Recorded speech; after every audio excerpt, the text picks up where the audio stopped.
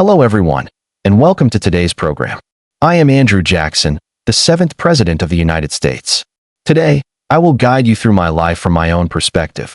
Throughout my life, I witnessed a young nation rising from chaos, and I personally endured countless hardships and challenges.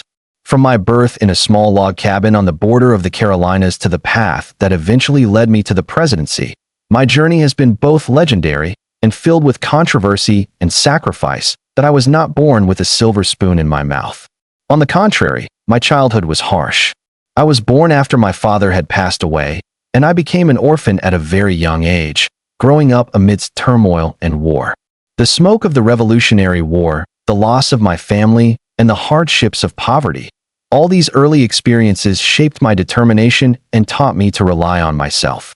Some say these trials made me tough, even stubborn, a quality that defined many of the choices I would make later in life. Throughout my journey, I have been a soldier, fighting on the battlefield to defend the honor of my country, a lawyer, advocating for justice in the courtroom, and a politician, navigating the complex currents of power and influence in Congress and at the White House. Ultimately, I rose to the presidency, a role I take pride in as a representative of the voice of the common man. But my story is not only one of victories and glory. It is also filled with mistakes and controversies. Some of the policies I pursued were seen as expressions of the people's will, while others criticized their heavy cost. I understand that my life cannot be judged simply as good or bad. Yet it is these very complexities that give my story depth and ensure my name is etched in the long river of American history. Today, as you listen to my account, I hope you will not only see the story of a president, but also witness the journey of an ordinary man who, faced with the trials of fate, rose to the heights of power. Along the way, you will also see the choices I made and the impact they had on the nation and its people. So now, join me as we step back to the beginning of my life and discover how a child raised amidst the flames of war grew to become the President of the United States. I was born on March 15, 1767, in the border region between North and South Carolina. My father had passed away before I was even born, so I never knew him. My mother raised me and my two brothers alone, and life was not easy. We were poor, living on the edge of survival, but my mother instilled in us a simple yet powerful lesson. Strength of character and resilience were our greatest assets. When I was still a child, the Revolutionary War broke out. The war cast a shadow over every aspect of our lives. Though I was very young, I could already feel the tension, the danger, and the uncertainty that came with living in a land at war. By the age of 13, I had joined a local militia as a courier, carrying messages between units. I was still just a boy, yet I was already being thrust into the harsh realities of life and conflict. I remember one particular incident vividly. I was captured by British soldiers, and one officer ordered me to shine his boots. I refused. In anger, he struck me with his sword, leaving scars on my hand and head that I would carry for the rest of my life. Those scars were more than physical. They were a permanent reminder of injustice, of oppression, and of the cost of standing up for one's dignity. Tragedy struck my family as well. Both of my brothers died during the war, and soon after, my mother succumbed to illness. At a very young age, I found myself an orphan. The loss, the loneliness, and the grief were overwhelming. Yet, it was also in that darkness that I learned to rely on myself, to endure, and to persevere no matter the circumstances. Growing up under such harsh conditions shaped the man I would become. It taught me courage, toughness, and an unwavering determination. It made me fiercely protective of my family, my friends, and eventually, my country.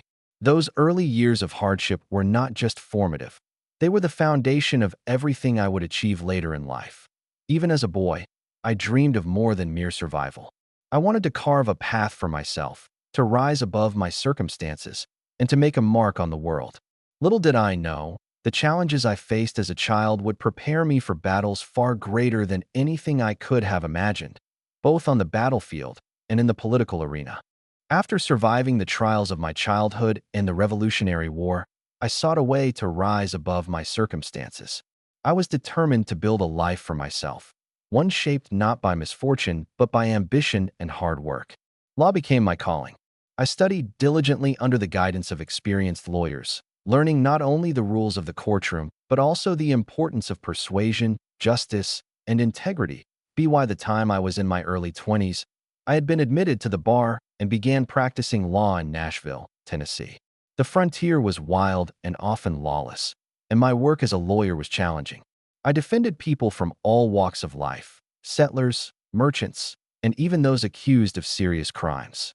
I quickly earned a reputation as someone fearless, determined, and unwilling to back down in the face of injustice. But law was only the beginning. As I became more involved in my community, I realized that justice in the courtroom could only go so far. Real change, I understood, required political action. I entered public service, initially as a local representative, and soon found myself navigating the complex world of politics on the frontier. I learned to balance competing interests, negotiate disputes, and stand firm in the face of opposition. During these early years, I also became involved in military service again, this time in conflicts with Native American tribes in the region. These experiences sharpened my leadership skills and taught me the harsh realities of command. I saw firsthand how decisions made in battle could shape the lives of countless people, and I carried those lessons with me as I moved further into political life. What guided me through all of this was a steadfast belief in the voice of the people. I believed then, as I do now, that government should serve the citizens, not the privileged few. I became increasingly convinced that my role, whether as lawyer, soldier, or politician, was to defend the interests of ordinary Americans, to fight for their rights, and to ensure their voices were heard. By the late 1790s and early 1800s, I had established myself as a rising figure in Tennessee. My reputation for toughness, fairness, and decisiveness spread, and I began to be recognized as someone who could lead, not just in local matters, but on a larger stage. It was during these years that the foundations for my later presidency were laid: a commitment to the people, a readiness to face challenges head-on, and a belief that true leadership required both courage and moral conviction. While my early work in law and politics helped shape my mind, it was the battlefield that would define much of my character and my reputation. I have always believed that leadership is tested most rigorously in times of conflict, and nowhere was that more evident than during my military service. My first significant military involvement came during the conflicts with Native American tribes in the frontier regions of Tennessee. These campaigns were difficult and dangerous. I led men who often faced harsh conditions, scarce supplies, and unpredictable enemies. Yet through these trials, I learned how to inspire loyalty, make swift decisions, and take responsibility for the lives of those under my command. These experiences forged my courage and determination, qualities that would follow me throughout my life. Then came the War of 1812, a defining moment in both my military career and my public life. I was appointed a major general in the Tennessee militia, and soon I found myself confronting the British in the southern frontier. The war was brutal and unforgiving, but it was during this time that I truly earned the respect of the American people. I led my forces with strategy and tenacity, never shying away from decisive action. The Battle of Horseshoe Bend in 1814 remains one of the most memorable campaigns of my life. I led American and Allied forces against the Creek Nation, and after fierce fighting, we achieved a decisive victory. The battle was costly, and I mourned the lives lost, but it demonstrated that disciplined leadership, courage, and persistence could achieve what others thought impossible.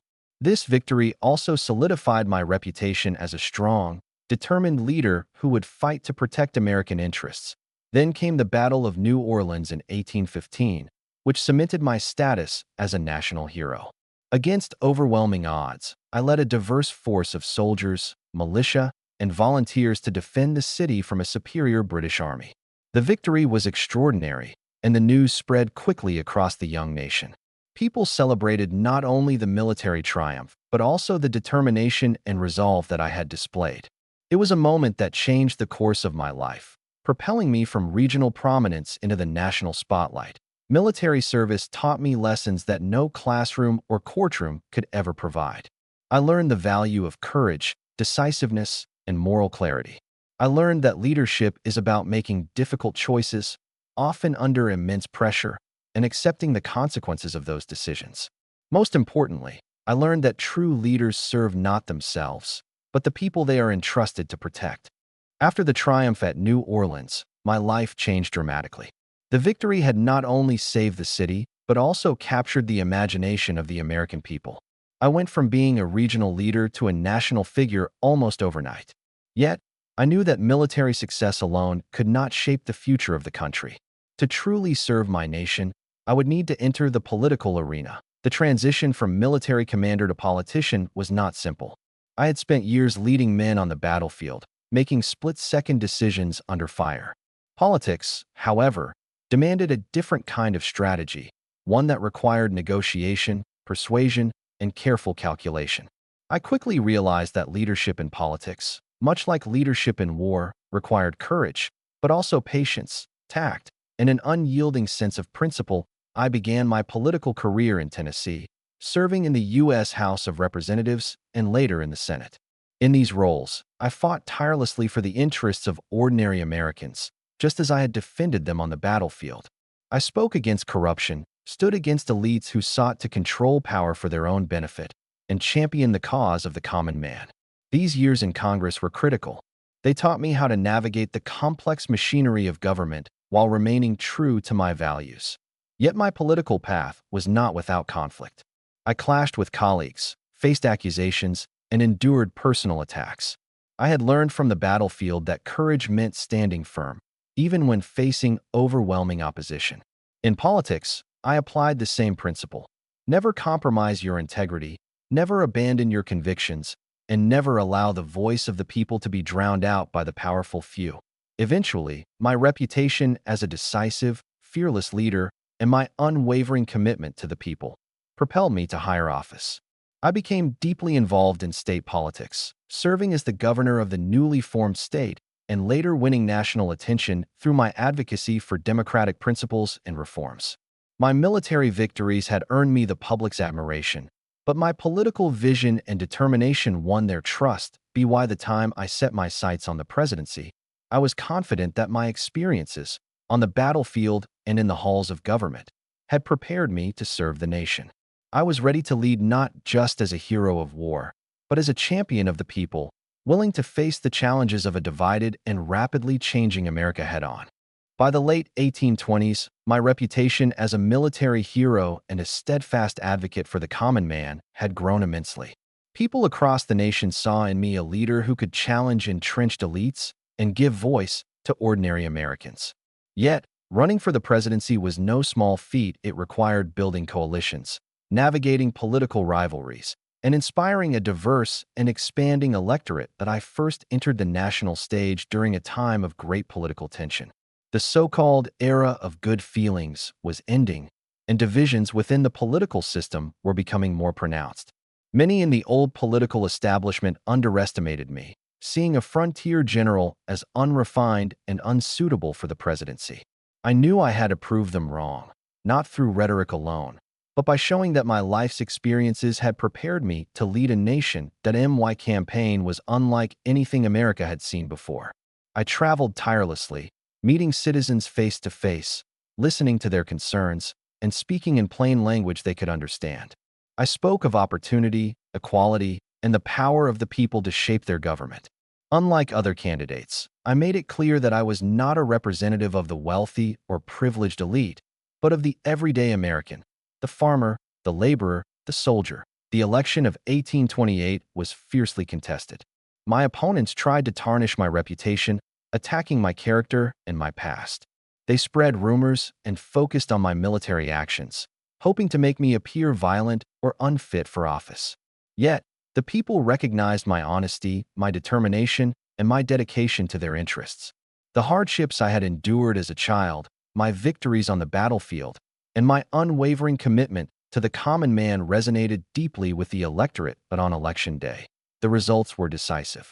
I had won not only because of my accomplishments, but because I had earned the trust of the American people.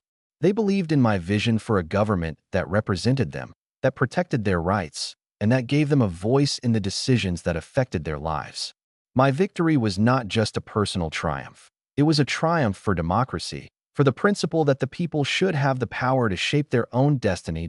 As I prepared to assume the presidency, I felt the weight of history on my shoulders.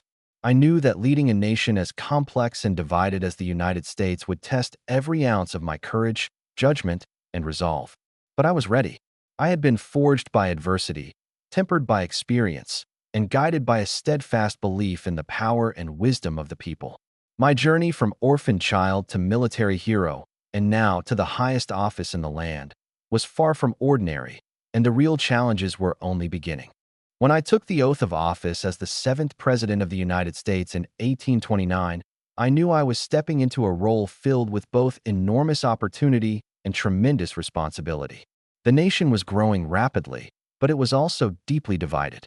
My primary goal was to ensure that the government served the people, not just the wealthy elite who had dominated politics for too long. One of the first challenges I faced was reforming the federal government itself.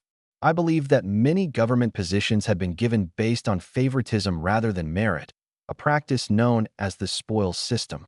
I argued that public office should be accessible to ordinary citizens, not reserved for a privileged few. This principle guided much of my early administration. I appointed men who shared my vision and were committed to serving the people faithfully, even if they were not part of the established political elite. At the same time, I confronted the growing conflict between state and federal authority. The nullification crisis emerged when South Carolina declared that it could nullify federal tariffs it deemed unfair. I could not allow the Union to be weakened by such actions. I firmly asserted that federal law was supreme, even as I sought a peaceful resolution.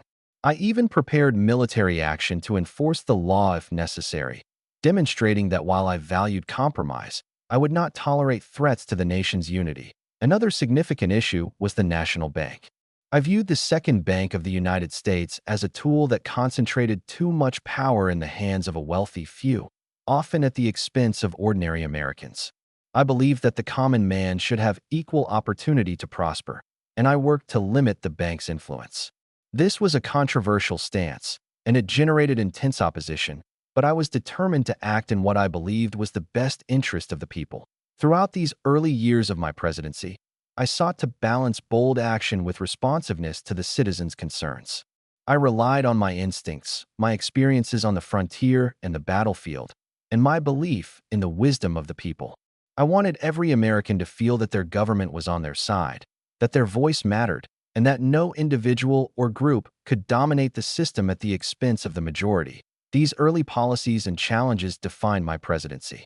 They established a pattern that would continue throughout my time in office: a commitment to the people, decisive action in the face of conflict, and a willingness to confront powerful interests to uphold the principles of democracy. One of the most difficult and controversial issues I faced as president was the question of Native American lands in the southeastern United States. As the nation expanded, settlers were moving into territories traditionally occupied by the Cherokee, Creek, Choctaw, Chickasaw, and Seminole nations. Conflicts arose over land, resources, and governance, and I was determined to find a solution that I believed would secure the future of the American people and the Union. That I firmly believed that the government had to act decisively. In 1830, I signed the Indian Removal Act into law, a measure intended to relocate Native American tribes west of the Mississippi River. My goal was to open lands for settlement while also establishing new territories where tribes could govern themselves. I viewed this policy as a necessary step to prevent further violent conflicts between settlers and native nations. Though I knew it would be painful for those affected, I am aware that this decision remains one of the most debated and criticized aspects of my presidency. The relocations, often forced and difficult, caused suffering and hardship for many Native Americans. The infamous Trail of Tears, which occurred during the implementation of this policy, left deep scars and caused tremendous loss of life. I have always believed that my actions were guided by what I thought was necessary for the security and growth of the nation, but I acknowledge that the human cost was profound. That my approach to Indian policy reflected my broader philosophy of leadership, decisiveness, action, and prioritizing the interests of the United States as a whole. I saw the nation as a young country in need of strong guidance, and I believe that difficult decisions were sometimes unavoidable. Yet, I also understood that leadership required responsibility for the consequences of one's choices. The Indian Removal Act shaped the future of the American frontier and the nation, but it also serves as a reminder that leadership often involves difficult moral and political trade-offs. Despite the controversy, I continued to focus on strengthening the Union and promoting the interests of the people. Every action I took, whether on domestic policy or foreign affairs, was guided by the same principle: to ensure that the United States remained a strong, united, and prosperous nation. When I began my second term in 1833, the United States was facing significant economic and political challenges. The nation had grown rapidly, and with growth came tensions between regions, between classes, and between competing visions of America's future. My goal remained the same: to defend the interests of the people and preserve the Union, even when it required bold and unpopular decisions. One of the central issues during my second term was the battle against the national bank. I continued my efforts to dismantle the Second Bank of the United States, which I believed concentrated too much economic power in the hands of a few wealthy elites. I viewed the bank as a threat to the freedoms of ordinary Americans and a danger to democratic governance. I vetoed its charter and moved federal deposits to state banks, measures that caused fierce opposition but ultimately reinforced my commitment to the principle that government should serve the people, not the privileged few. Another major challenge was the ongoing conflict over states' rights. The nullification crisis had tested the limits of federal authority, and I had resolved it with a combination of firmness and diplomacy. During my second term, I continued to navigate these delicate tensions, ensuring that the Union remained intact while also respecting the rights of the states. This balance required vigilance, negotiation, and, when necessary, the willingness to act decisively. I also focused on the economy, infrastructure, and westward expansion. I supported measures to improve transportation, facilitate trade, and encourage settlement of new territories. My vision was for an America that was connected, prosperous, and capable of supporting the dreams of its citizens. Yet I always balanced these initiatives with caution, mindful of the nation's limited resources and the need for fiscal responsibility. Throughout my second term, I relied heavily on my instincts and the lessons I had learned in both law and war. Leadership, I had discovered, was not about popularity or comfort. It was about making decisions that serve the long-term interests of the country, even if they are controversial in the moment. My presidency was shaped by the conviction that a strong, decisive executive is essential to safeguarding the people's interests and maintaining the strength of the Union. By the end of my second term, I had left a lasting mark on the presidency, expanding its power, shaping policy in the name of the people, and establishing a precedent for future leaders who would face the challenges of a growing and evolving nation. After serving 2 terms as president, I retired from office in 1837, returning to my home at the Hermitage in Tennessee. While I stepped away from the political spotlight, I did not abandon the concerns of the nation or my dedication to its people. I remained engaged in public affairs, offering counsel to friends, family, and political allies, though I no longer held formal power. Retirement allowed me to reflect on the path I had traveled, from an orphan child on the Carolina frontier to a soldier in war to a 2-term president of the United States. I considered the victories and the controversies, the achievements and the mistakes. Leadership, I realized, was never simple. It demanded both courage and humility, decisiveness and reflection. I took pride in the ways I had strengthened the Union, defended the common man, and left the presidency with the nation intact and stronger than when I entered the Hermitage. I devoted myself to managing my estate, maintaining my family, and preserving the legacy of my life's work. I also spent time reading, corresponding with political figures, and mentoring younger generations, sharing the lessons I had learned about perseverance, courage, and leadership. Even in retirement, I sought to live with the same integrity and determination that had guided me throughout my life. That I also reflected on the sacrifices made along the way. War, conflict, and difficult policy decisions had left scars, both on me and on others. I knew that history would judge me in many ways, and that some of my actions would remain controversial. Yet I remained steadfast in the belief that I had acted according to my principles, with the intention of serving my country and its people to the best of my ability. In my later years, I observed the continued growth and evolution of the United States with both pride and caution. I knew that the challenges of democracy are never-ending, and that each generation must fight to protect liberty, justice, and the voice of the people. I felt honored to have played a role in shaping that history, and I hoped that my life would serve as an example of resilience, courage, and dedication to the nation. When I passed away in 1845, I left behind not only a political legacy, but also a story of determination and perseverance, a testament to the power of ordinary individuals to rise above adversity, to fight for what they believe in, and to leave their mark on the world. As I look back on my life, I see a journey marked by struggle, perseverance, and unwavering commitment to the people. From my humble beginnings on the Carolina frontier to the battlefield, to the halls of Congress and the presidency, my story is one of determination and resilience. I was never born into privilege, yet I rose to lead a nation, an achievement I consider the culmination of hard work, courage, and an unshakable belief in the voice of the common man. History will remember me in many ways. Some will celebrate my victories, my strong leadership, and my efforts to expand democracy and empower ordinary citizens. Others will criticize my policies, especially those concerning Native Americans and my use of executive power. I have always understood that leadership is not simple or universally admired.